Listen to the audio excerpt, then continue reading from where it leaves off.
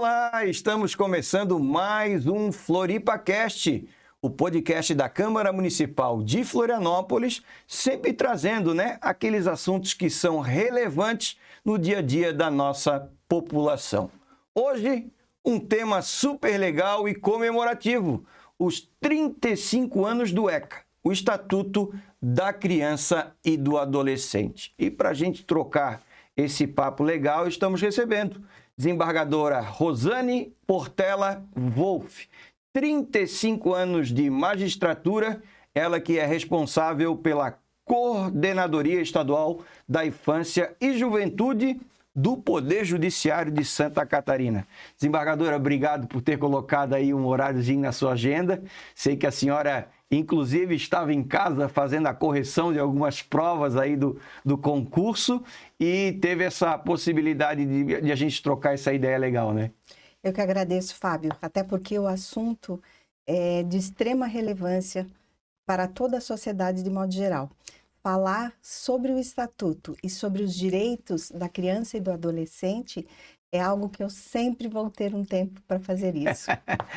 E a gente, para ter um pouquinho de esclarecimento sobre o Estatuto da Criança e do Adolescente, ele surgiu em 1990, né? Ele veio como uma proteção integral às crianças e os adolescentes, né? O seu estatuto, ele incorporava ali os princípios e as diretrizes tratados internacionais, né? Através dos direitos da criança da ONU naquela época, mas a gente sabe que com o passar dos anos ele acabou criando uma nova roupagem, uma nova abordagem. E era isso que eu queria que a senhora falasse para a gente sobre essa proteção integral que chegou, sobre os direitos e as garantias, educação, saúde, trabalho e assistência social. Como é que se tem trabalhado tudo isso, hein, doutor?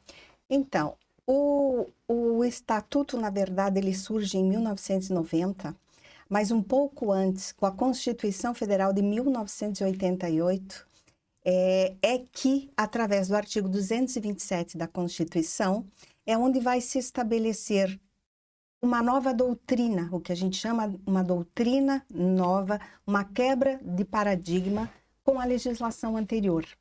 Através da Constituição Federal surge a doutrina da proteção integral, ou seja, essa norma constitucional, ela surge antes, inclusive, da publicação dos direitos da criança e do adolescente da ONU de 1989. Porque veja como a Constituição de 88, ela foi de vanguarda, porque ela trouxe em seu bojo algo que se discutia internacionalmente, que era tratar crianças e adolescentes como sujeitos de direitos e não meramente como objeto ou sujeitos a uma tutela do Estado. Após então a Constituição Federal, é que em 1990 surge o Estatuto da Criança e do Adolescente, que ele veio normatizar, detalhar aquilo que a Constituição estabelecia num artigo específico. Ou seja, o Estatuto surge para detalhar toda aquela principiologia de proteção integral, de melhor interesse, do superior interesse da criança. E ele foi detalhado, é uma legislação de vanguarda, é uma legislação que veio tratar de um sistema de direitos que até então não havia e que, por isso, sim, é uma legislação que nós precisamos comemorar, porque o que nós temos no Brasil é algo que muitos países, inclusive da Europa, não têm. Doutora, em 2010 houve a inclusão da palavra jovem também, né? Por que motivo? Na verdade, hoje nós temos, inclusive, o Estatuto do Jovem também. Eu diria que a inclusão da palavra jovem, ela é mais ampla, porque criança e adolescente, eles têm vamos dizer assim, criança é tratado de 0 a 12 anos, adolescente de 12 a 18, e o jovem é dos 15 aos 21. Então, na verdade, é uma inclusão, porque também eu acredito que o objetivo foi de que ao jovem fosse dado um tratamento também especial e diferenciado, que é normatizado pela Constituição Federal. Porque, veja bem, tudo que está na Constituição Federal são princípios fundamentais que gerem direitos fundamentais das pessoas. Então, eu creio que o legislador quis dizer que tanto a criança, o adolescente e o jovem são detentores de direitos fundamentais que devem ser respeitados. Por exemplo, hoje o Poder Judiciário de Santa Catarina tem essa coordenadoria, né, estadual da infância e da juventude. Vamos fazer uma reunião para falar sobre os 35 anos do ECA. Que órgãos são chamados, por exemplo, para uma reunião como essa? Que órgãos hoje tratam desse assunto especificamente do ECA? O Estatuto da Criança trouxe um sistema de proteção, que é o que nós chamamos da rede de proteção, ou o sistema de justiça que garante os direitos de crianças e adolescentes. Hoje a gente pode dizer não, a própria lei diz, o Estatuto diz, que o sistema de garantias envolve o Judiciário, o Ministério Público, a Defensoria Pública, os Conselhos Tutelares, de modo geral, todo o poder público de modo geral. Então, quando nós vamos falar de crianças e adolescentes, nós temos que chamar o que nós chamamos todos esses atores que privilegiam, que devem olhar para os direitos de crianças e adolescentes. Geralmente, quando a gente ouve falar sobre o Estatuto da Criança e do Adolescente, sempre tem uma relação muito grande com a participação dos conselhos tutelares e dos conselheiros tutelares, né? Tem sempre uma coisa ligada com o outro. Como é que o Poder Judiciário vê a importância desse trabalho, dos conselhos tutelares e também dos próprios conselheiros, de uma forma geral, não só no Estado, mas como é que a senhora vê isso? O Estatuto ele traz os conselhos tutelares como um órgão autônomo, que funciona, eu digo sempre, estão à frente, né? Geralmente recebendo as denúncias a respeito de violações, buscando fazer essa interligação, coligando, uma ponte, exatamente. Eles fazem uma ponte com todos os demais setores. O Conselho Tutelar ele é extremamente importante na defesa dos direitos de crianças e adolescentes. Como eu disse, foi o Estatuto que trouxe essa figura, esse órgão autônomo, né? Claro que tem a questão das eleições, o Estatuto ele detalhou como funcionaria, né, os conselhos tutelares, mas os conselheiros são de extrema importância para que se efetive mesmo os direitos das crianças. Quando acontece algum problema dentro do processo, né, dos conselhos tutelares ou com algum tipo de conselheiro, passa pelo tribunal, passa pelo Poder Judiciário? Quem é que faz esse intermédio de tentar resolver alguma coisa que esteja errada? A Coordenadoria da Infância e Juventude, ela tem entre suas funções, além de tratar de políticas institucionais do Judiciário voltada para os direitos de crianças e adolescentes, ela também faz essa interlocução com a rede de proteção. E, inclusive, a própria coordenadoria ela fez um trabalho através de um grupo de trabalho que envolveu o Ministério Público, o Judiciário e o próprio Conselho Tutelar. Eles criaram, né, o manual do Conselho Tutelar, dos conselheiros tutelares. Então, efetivamente, nós trabalhamos em rede. Essa é a grande diferença que o Estatuto trouxe. Uma rede de proteção voltada para a causa dos direitos da criança e do adolescente. E sempre que houver uma situação que envolva conselhos tutelares, nós sempre vamos estar sentando para conversar a respeito, porque o nosso objetivo maior sempre é apoiar um membro da rede apoiando o outro. Por isso que nós temos que estar sempre ligados. A palavra já diz tudo, né? O trabalho é feito em rede. Então, toda situação que envolve violações de direitos, cada um tem a sua parte, mas há necessidade de estar sempre ocorrendo essa conversa, essa troca de ideias, esse sistema de informações funcionando para que a gente possa se fortalecer sempre. Todo o sistema de garantia possa estar se fortalecendo, né, e trabalhando conjuntamente. Em 2013, o Poder Judiciário de Santa Catarina deu um passo super importante dentro desse trabalho do ECA, que foi a criação do programa Novos Caminhos, com vários parceiros.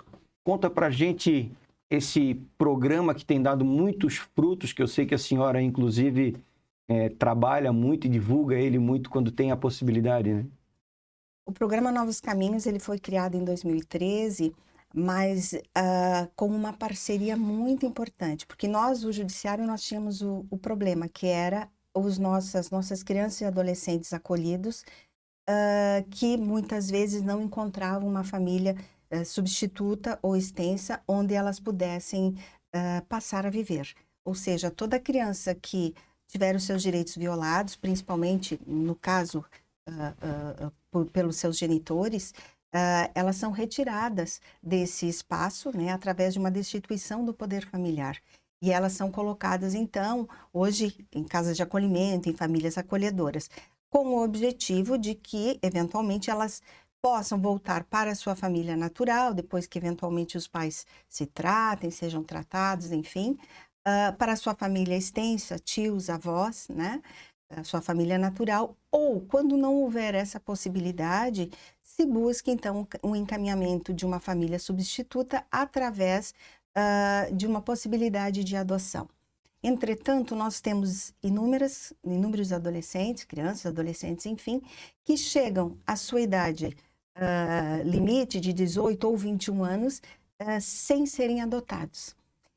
E esses adolescentes, eles precisam ter um acompanhamento e, inclusive, serem encaminhados para a vida profissional, porque quando eles precisarem deixar as casas de acolhimento, a família acolhedora, enfim, eles vão ter necessidade de ter uma vida autônoma, que eles possam tocar a sua vida de forma autônoma, mas eles precisavam desse suporte, principalmente na questão da profissionalização e da empregabilidade. Veja bem, você tem filhos, eu tenho filhos. Aos nossos filhos, por exemplo, final de semana, vão para um cinema e tal, eles têm ali a sua mesada ou têm o nosso apoio. Essas crianças e adolescentes, invariavelmente, é evidente, eles têm o apoio do Estado através do acolhimento e dos responsáveis, né, os guardiões das casas de acolhimento. Mas é claro que elas precisam de uma atenção maior, porque ao saírem, né, como eu disse, quando eles voltarem para as suas casas, saírem das casas de acolhimento, eles vão precisar de um apoio para ter uma vida autônoma. E aí que surge, então, o programa Novos Caminhos, né? Nós precisávamos de parceiros que nos auxiliassem a trabalhar com esses jovens, trabalhar no sentido de dar-lhes um apoio e uma profissionalização. Foi aí que nós buscamos e nos receberam de braços abertos, né? A FIES, que é a Federação das Indústrias de Santa Catarina, a Associação de Magistrados também de Santa Catarina, que são os primeiros, a gente diz os parceiros fundadores, né?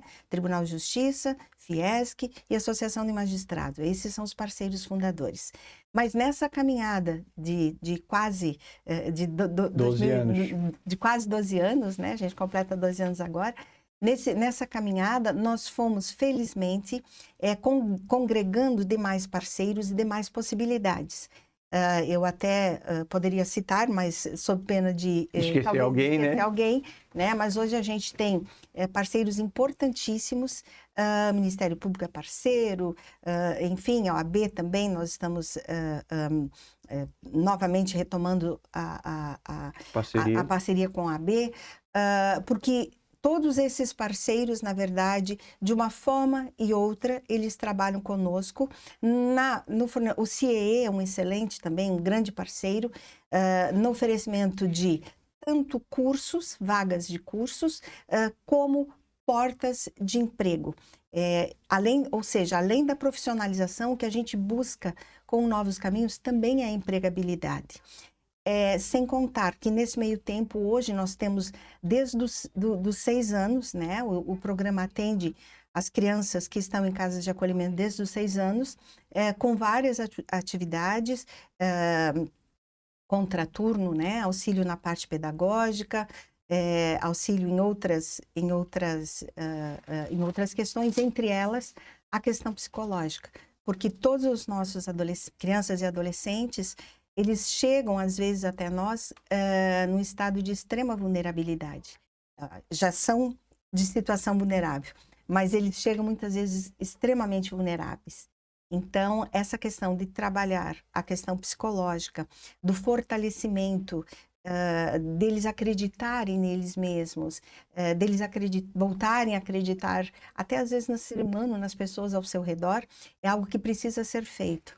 Até porque, né, doutora, essa idade que já procura o mercado de trabalho, é uma idade que, se eles não tiverem essa possibilidade, eles acabam migrando para o mundo do tráfico, para o mundo do crime, né? Já passaram por um processo complicado, que a senhora fala, nesse processo de casa, família e adoção, e de repente, não tendo essa possibilidade de se sentir, né, competente para alguma coisa, ele acaba buscando esse mundo, né, que a gente tem visto por aí. Não adianta a gente também fechar os olhos, porque a gente vê que isso muito acontece, né?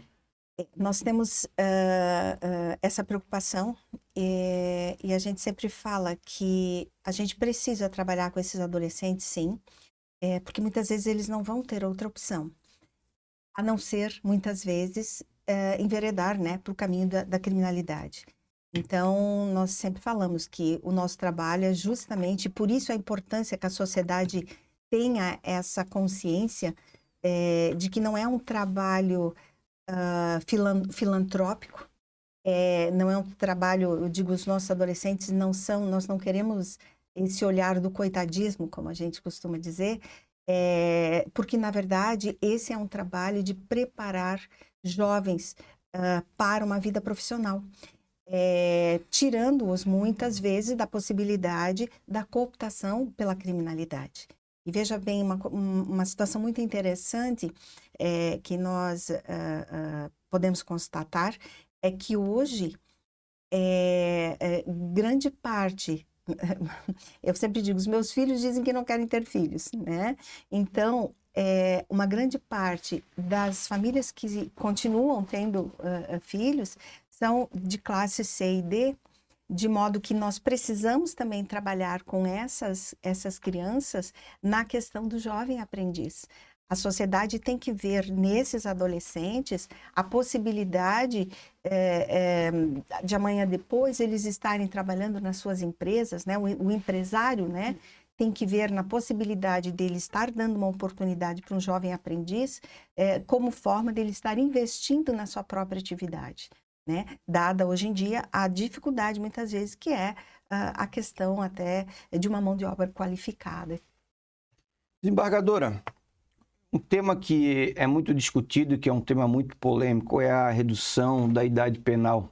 Qual é a visão que a senhora tem em relação a isso, já que a senhora tem um grande embasamento dentro desse assunto, principalmente como se trata de ECA? Como é que a senhora vê isso, essa discussão?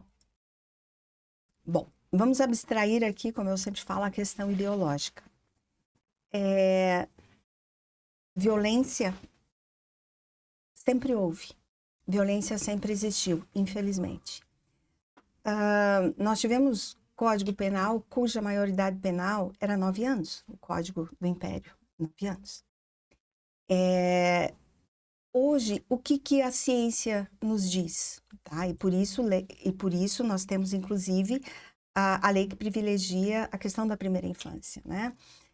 De 0 a 6 anos, nós temos uma janela de oportunidades muito grande para que nós possamos trabalhar com a criança. Ocorre que, isso já está demonstrado, a questão neurocientífica, né, da abertura do córtex frontal e tudo mais, demonstra que esse córtex frontal só vai fechar a partir dos 21 anos de idade. Ou seja, cientificamente, nós não podemos dizer que um adolescente, vamos pegar aí a faixa dos 12 aos 18 anos, que é o que o ECA, né, diz que adolescente é da faixa dos 12 aos 18, Eu não posso dizer cientificamente que esse adolescente tem a mesma capacidade, vamos dizer assim, entendimento, intelectualidade, formação neurológica do que um adulto. Eu penso que tudo o que nós poderíamos fazer e estamos deixando de fazer é no investimento maior na educação e nas possibilidades, como eu falava antes, de nós investirmos nessa faixa de idade para que os nossos adolescentes possam ter uma condição melhor. Então, por que eu digo isso? Porque a criminalidade ela está voltada à questão da violência. E sempre que ocorre um crime bárbaro, uma situação bárbaro, né? Uma situação que choca a sociedade, sempre se retoma esse assunto. Né? Não, tem que reduzir a maioridade penal, tem que reduzir, porque, né? Entretanto, eu pergunto, né? Mesmo os adultos que ficam presos por tanto tempo, o nosso sistema prisional, ele está cumprindo a sua função?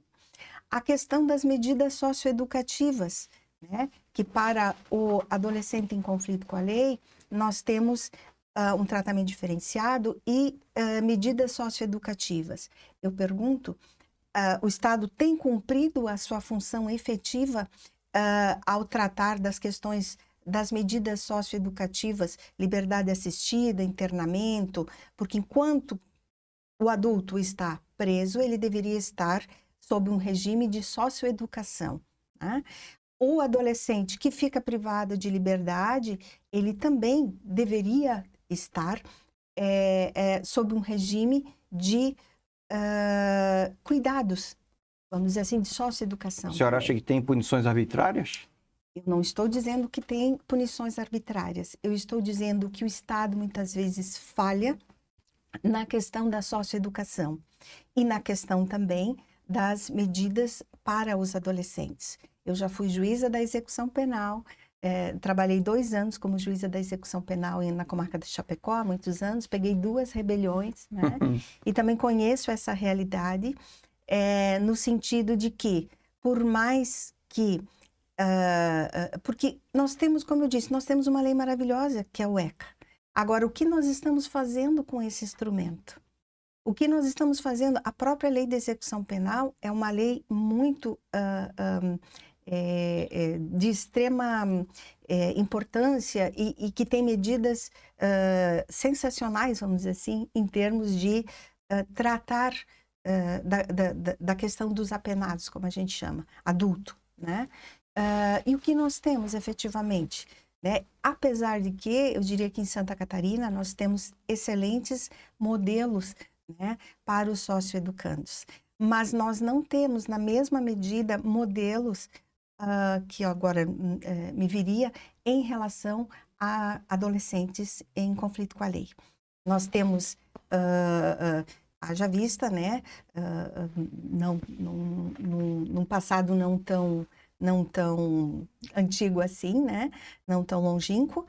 Nós tivemos o fechamento da casa do Instituto São Lucas, né? Recentemente também nós tivemos algumas notícias, por exemplo, porque nós deveríamos ter educadores nas casas para onde se colocam adolescentes. E nós temos agentes prisionais nas casas onde se colocam adolescentes. E há uma diferença muito grande entre educadores e agentes prisionais. É esse tema que eu queria entrar com a senhora, que eu coloquei aqui, que a gente fala muito sobre os maus tratos nas unidades socioeducativas, mas durante alguns anos eu trabalhei como repórter policial e tive a possibilidade de conversar tanto com jovens e adolescentes infratores, quanto com maiores de idade que cometeram crimes.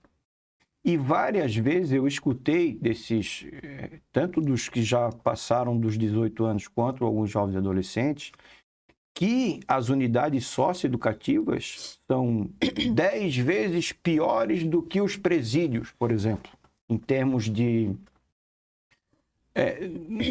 gerais de tratamento, maldade, terras de ninguém.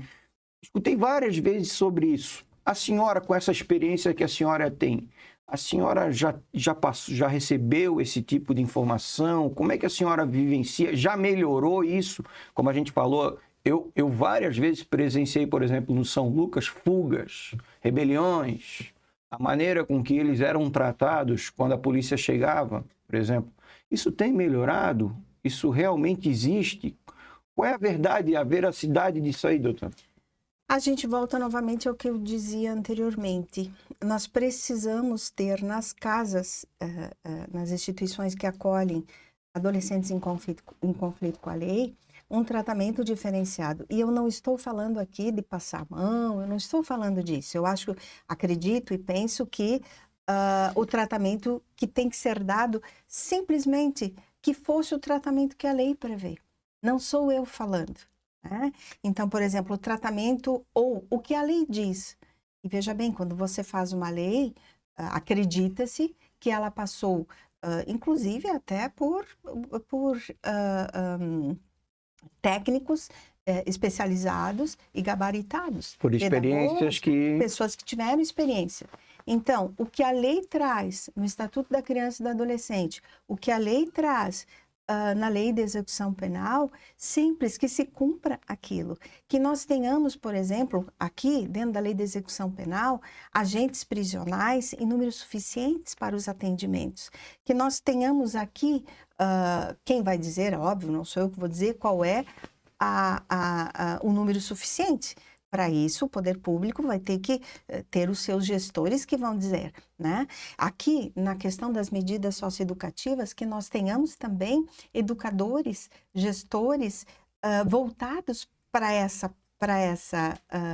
essas medidas ou para esse público próprio. Eu creio que o que ocorre hoje em dia é que, infelizmente, o poder público ainda não se deu conta que são duas situações diferentes. Né? E veja bem, eu estou falando de modo geral, eu não estou... nós temos uma colega aqui em São José, né? A doutora Ana Cristina, que tem trabalhado muito tempo nessa área dos adolescentes em conflito com a lei, e sempre que nós conversamos, ela fala a respeito disso. Né? Que ela conversa, quando ela vai fazer as visitas ali, enfim, em São José, ou quando ela trata nas audiências, porque veja bem, é muito interessante isso. Até então, e isso daí nós vamos entrar numa outra questão, que é a mudança do perfil da criminalidade que envolve adolescentes. Né? Então, até então, a gente tinha um público de adolescentes em conflitos com a lei, de classes mais vulneráveis.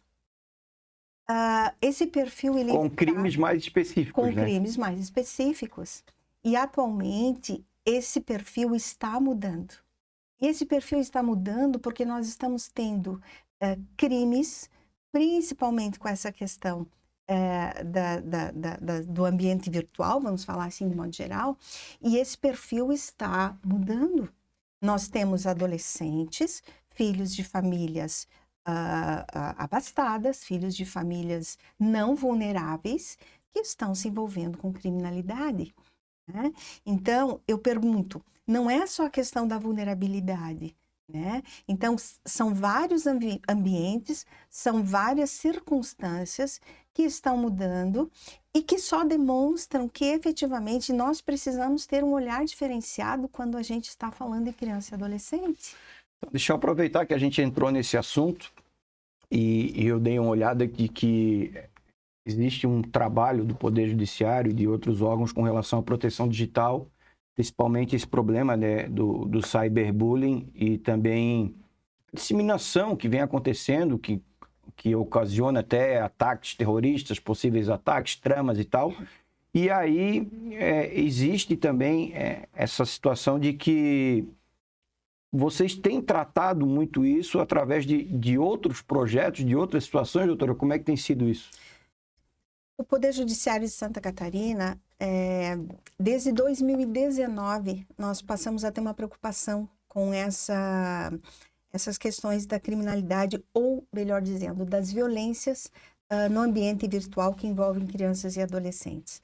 Na época, nós tivemos, assim, várias questões relacionadas, talvez muitos vão lembrar, né? a questão do desafio da baleia azul. Acho que foi o grande início, né? Mas já havia, mas assim, nós passamos a ter essa preocupação porque começou a surgir isso, principalmente nas escolas. E nós fomos indagados a respeito.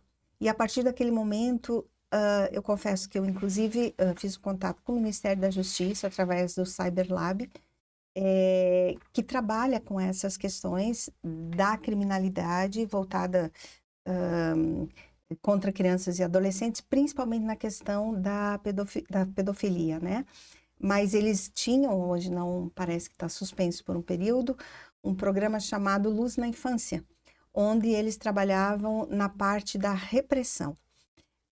A partir daquele contato, onde foi possível visualizar a problemática que era muito maior do que a gente imaginava, e nós então resolvemos, através da Coordenadoria da Infância, juntamente com o Núcleo de Inteligência do Tribunal de Justiça, porque ali tem policiais civis também atuando, e fomos buscar então a parceria com a Secretaria de Educação para que a gente pudesse também entrar nas escolas.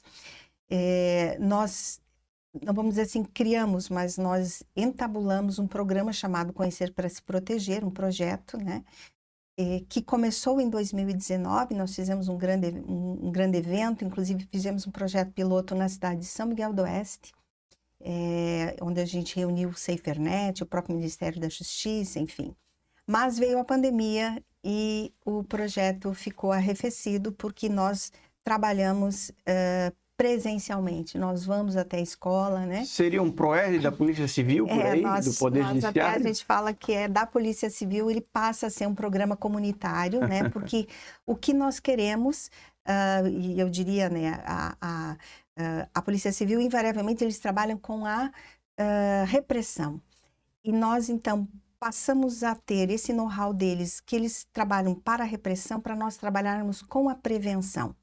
E hoje, então, nós continuamos, então, com a parceria com a Polícia Civil, com a Secretaria de Educação, através da qual, então, nós fizemos esse trabalho, onde a gente vai até as escolas são indicadas pela Secretaria de Educação, vamos dizer assim, onde tem alguns problemas, enfim, nós vamos até lá, há uma palestra inicial e depois são feitas rodas de conversa, né, com policiais civis, psicólogos da Polícia Civil, inclusive aqui, né, a doutora Patrícia, do delegado Ulisses também tem estado conosco sempre, né, para que justamente nós possamos dizer para os adolescentes, a coisa é um pouco diferente do que vocês estão pensando, no seguinte sentido, o que está acontecendo aos jovens, aos adolescentes, né, através da internet, é algo que os pais ainda não se deram conta do tamanho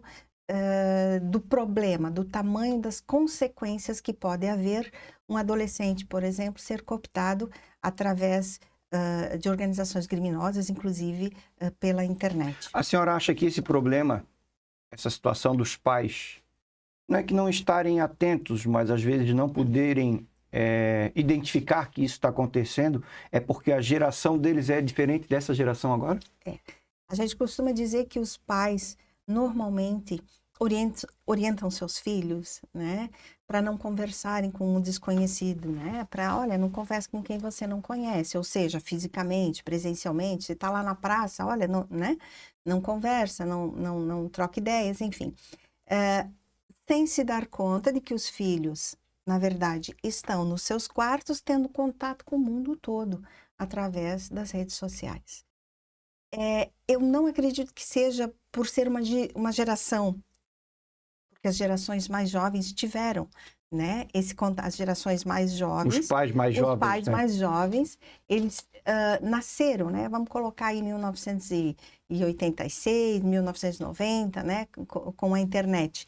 Então, eles até têm esse conhecimento, mas muitas vezes, porque muitos pais estão atentos, muitos pais não dão celular para seus filhos antes dos 12, 13 anos de idade, não deixam ter redes sociais antes dos 13 anos de idade, né?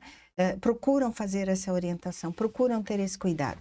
Mas outros pais acabam dando o celular para a criança como aquilo fosse, a gente costuma dizer, o celular hoje é a babá da criança, né? Então, eu acredito que é um pouco de excesso de confiança. Excesso de zelo. Excesso de confiança que está tudo certo. Um excesso, é uma falta de zelo, na Falta verdade, de zelo, né? desculpa isso. Porque os pais, eles talvez, como eu disse, pensando, não, tá tudo certo, eu tô por aqui. Não vai sair. O controle parental, como a gente chama, né? Mas, como eu disse, o que nós temos visto é que muitas crianças, nas nossas escolas, aqui em Santa Catarina, e eu não estou falando violência contra as escolas, eu não estou falando em ataques, Entendi. enfim, mas eu estou falando especificamente que nas escolas de Santa Catarina a gente tem encontrado, não é exceção, a questão dos desafios. O mata-leão no colega para ele desmaiar, a questão do desodorante, né? Enfim, algumas situações extremamente perigosas que estão acontecendo aonde? Aqui do lado, na escola do seu filho. Se conversarem com os filhos, vão estar percebendo que isso está acontecendo. Por isso, a importância dos pais estarem atentos e, principalmente, terem esse diálogo, terem essa amizade com seus filhos, né? Muitas vezes o próprio pai está mais intertido ali no celular 24 horas por dia, vamos dizer assim, né? Que não percebe que o adolescente ou a criança está ali, porque a gente sabe que tem 9 anos, a criança já está com o celular, né? E se não tem ali aquele controle parental, meu filho, deixa eu ver com quem você está falando, deixa eu ver o teu celular. Muitos pais até nos questionam, mas isso é invasão de privacidade. Não, invasão de privacidade, eu prefiro até ter uma amizade com meu filho, dizer, eu posso ver com quem você está conversando e tal, né? É preferível isso do que mais tarde ser surpreendido, eu até costumo dizer, né? Com a polícia, porque a polícia, quando chega, não bate na porta nem toca a campainha, né? Vai derrubando porta e vai entrando, como tem acontecido já aqui em Santa Catarina. E a gente fala também, mais em relação aos pais, né? Pai e mãe, mas acontece muito, né? Do neto estar na casa da avó, ou a criança vai para a casa do amiguinho e eles todos juntos estão com os celulares e tal, e a mãe do amiguinho não presta muita atenção e ali está acontecendo alguma coisa. A gente já teve casos aí de crianças de 8, 9, 10 anos de idade que estavam jogando, por exemplo, Roblox e a conversa que tinha com a pessoa era um adulto que estava do lado. Tudo isso que a senhora já vivenciou e que as pessoas estão vivenciando, eu acho que esse trato hoje com o meio da violência digital, ela é tão importante quanto qualquer outro tipo de crime que é causado fisicamente, né? Ali fora do ambiente digital, né? A gente costuma dizer, na verdade, que essa violência que nós conhecíamos, toda ela migrou para o ambiente digital. E por isso que nós temos aí, por exemplo, a questão das fraudes, né? Furtos e roubos reduziram, né, estatisticamente. Em compensação, as fraudes que envolvem furtos e roubos no ambiente digital cresceu exponencialmente. Então, tudo que estava aqui, tudo aquilo, e muito mais até, né? Tudo aquilo que nós vivenciávamos migrou para o ambiente digital. Então, esse é o cuidado, esse é a preocupação que eu creio que os pais devem ter, têm que passar a ter, né? Nós não estamos no País das Maravilhas, Alice no País das Maravilhas. Muito pelo contrário. O que está acontecendo é uma guerra invisível, né? Recentemente teve muito discutida a série Adolescente, né? Adolescência, se não me engano, tá? Muito discutida por causa disso. Porque tudo estava acontecendo e nem o próprio pai policial vai conversar com o filho e o filho diz, é interessante, né? Para quem não assistiu, eu recomendo que assista, né? Porque o filho diz, escuta, em que mundo que você está vivendo? O filho diz para o pai, né? Que era policial, né? Então, assim, não está longe da gente. Uma pessoa, dias atrás, eu conversava com uma pessoa e ela me disse assim, mas a minha filha, que tem 9 anos, ela só joga o Roblox. Eu falei, tá, mas a senhora tem olhado, tem cuidado? Não, ela só joga com os amiguinhos. Ok, mas a senhora sabe se são realmente os amiguinhos? Porque o que nós temos hoje é pessoas adultas se passando por crianças, né? Pedindo nudes, pedindo, enfim, diversas outras práticas. Aprovações pra... Exatamente, que acabam enredando a criança, e a criança daí, sem saída, acaba cometendo inúmeras atrocidades, né? Isso que eu queria saber. Essas crianças que são vítimas de algum crime, tanto pessoalmente, os crimes, aqueles considerados não antigos, mas aqueles praticáveis já há anos, e esses crimes que acontecem dentro da violência digital, quando elas resolvem denunciar, elas resolvem se abrir, falar, existe algum canal de proteção à testemunha? A essas crianças? A essas crianças. Eu fui vítima e tal, e eu quero ajudar para que isso acabe. Eu quero falar, mas eu tenho medo, porque senão eu vou receber uma repressão, ou eles vão descobrir que foi eu que falei e tal. Existe? Não, em primeiro lugar, vamos dizer o seguinte, né? Sempre, por isso que tem vários canais, inclusive o Disque 100, né? Além do próprio Conselho Tutelar, que a gente chama, né? Que é uma porta de denúncias. Então, tem vários canais que se deve denunciar, sejam as crianças, sejam os pais. As crianças, muitas vezes, acabam falando, se não falam. Por isso a importância dos projetos de nós irmos até as escolas, porque muitas vezes as crianças não falam aos pais por medo, né, obviamente, e por algum receio, mas vão falar para a professora, ou vão falar para alguém que vai lá na escola falar com eles a respeito disso, né? Então, a criança sempre tem que ter o acolhimento e tem que se sentir segura, né?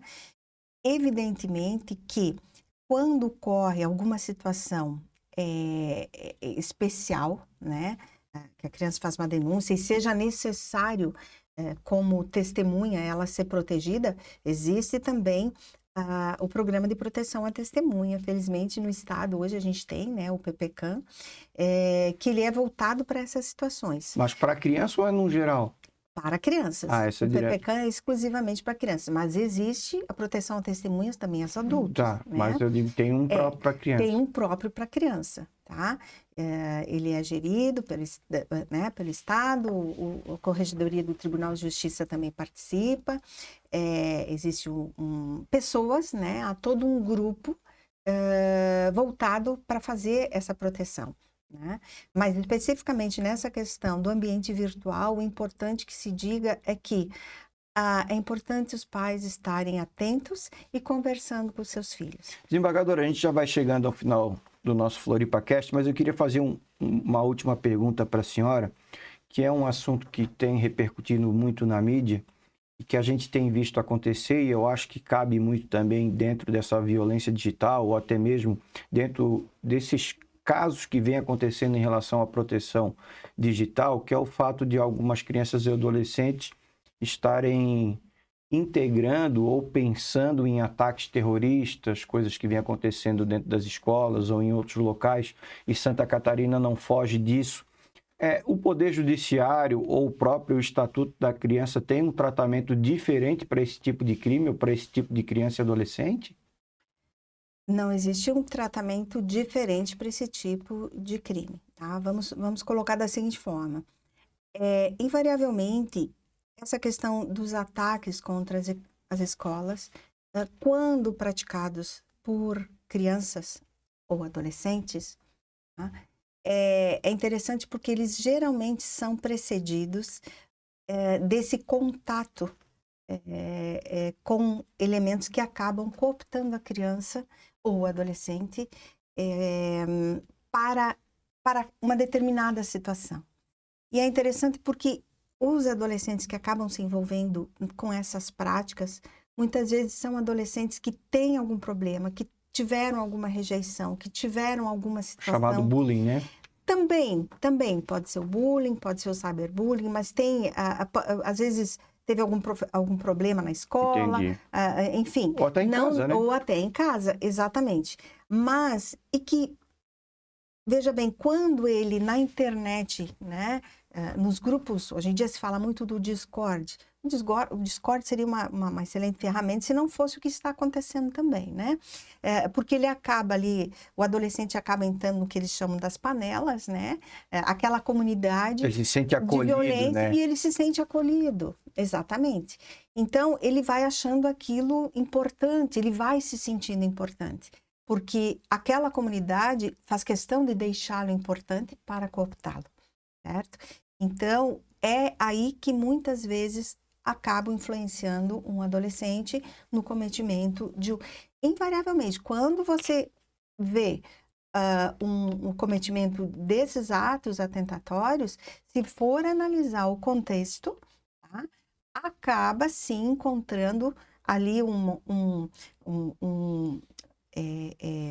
a visitação, enfim, e a Dark Web, ou hoje em dia não, né, o Discord nem está na Dark, nem o Instagram, por exemplo, né, é interessante porque há dias atrás eu li a respeito de um adolescente que colocou, porque os adolescentes, estão usando o Instagram como sistema de busca. Nós usamos o Google, né, enfim, eles usam o Instagram, usam o TikTok, né? E o que acontece? Às vezes o algoritmo vai trazer para eles, tá? Que foi que o caso era, o adolescente ele procurou ali sobre extrema-direita, mas ele queria saber alguma coisa, porque eu vi o pai falar da extrema-direita e tal. E ali o algoritmo foi trazendo para ele um monte de informações que sugeriram a questão do nazismo, a questão disso, e o adolescente cometeu um ato, né, criminoso, infracional, enfim, por conta dessa situação. E ele ainda disse, isso é um caso real, né, que aconteceu, e a colega conta que ela perguntou para o adolescente, né, tá, mas ele falou, eu não sei eu não sabia o que era, eu vi meu pai falando lá e tal, e eu fui procurar lá no TikTok, e aquilo foi trazendo para ele informações, e aí ele foi sentindo, porque daí ele entrou numa comunidade lá, numa panela do Discord, ele foi se sentindo importante e assim acabou cometendo, né, para se sentir acolhido dentro daquela comunidade. Porque daí vem a questão, por exemplo, para você se sentir, para você passar os níveis aqui, para você ser tem uma denominação que agora eu não me lembro, o patrão da panela lá, você tem que fazer isso, você tem que matar o gato, né? Enfim, várias situações que tem que fazer, né? Incendiar um morador de rua e assim por diante. Então, isso é muito triste o que está acontecendo, mas também a gente não pode fugir dessa realidade. E o que nos cabe, além desse alerta, além de estar sempre alertando, é estar trabalhando de alguma forma. Eu digo que os nossos projetos sempre eles começam assim como a questão do beija-flor, né? Que vai lá com o seu biquinho querendo apagar um incêndio na floresta. O importante é que nós estejamos trabalhando e fazendo algo em benefício, porque criança e adolescente são considerados seres em desenvolvimento. Tá? Por quê? Porque não psicologicamente, emocionalmente, fisicamente, eles não estão formados. Tá? E por conta disso, ou seja, todo o arcabouço de proteção, ele é voltado para essa situação. Por isso que a nossa legislação, voltando ao que a gente falou lá no início do ECA, né? Ela é uma legislação de vanguarda. A gente tem que buscar fazer isso valer e cada vez mais progredirmos, tá? Para que a gente não retroceda em algo que a gente conquistou.